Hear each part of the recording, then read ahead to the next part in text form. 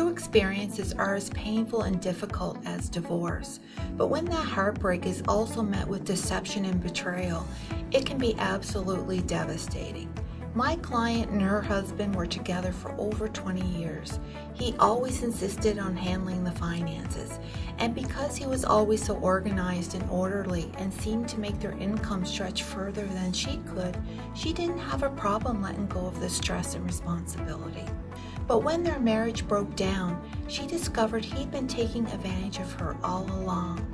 It turned out her husband had been taking the money she gave him for bills and credit card payments and was putting it in his own personal slush fund.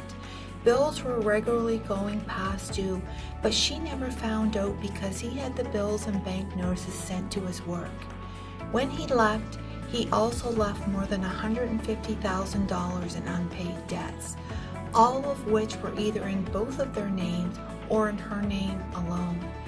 Frightened and unsure of what to do, my client tried her best to fix the problem on her own.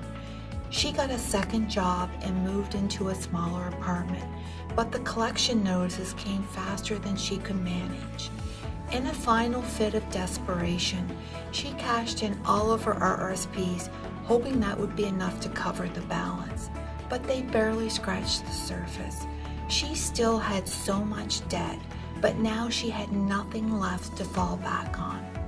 I remember her telling me, if there's anyone you should be able to trust, it's the person you've committed to sharing your life with. She deserved a fresh start, and I knew getting her on solid financial ground would be a big part of that. Normally, a bankruptcy is a last resort, but given the size of her debts and that several of them were held jointly in her husband's name, it was her best opportunity to wipe the slate clean. I also offered financial counseling sessions to help her build confidence in handling her own money, which she excelled at. Her broken heart would take some time to heal, but she left with confidence, excitement, and a renewed sense of independence.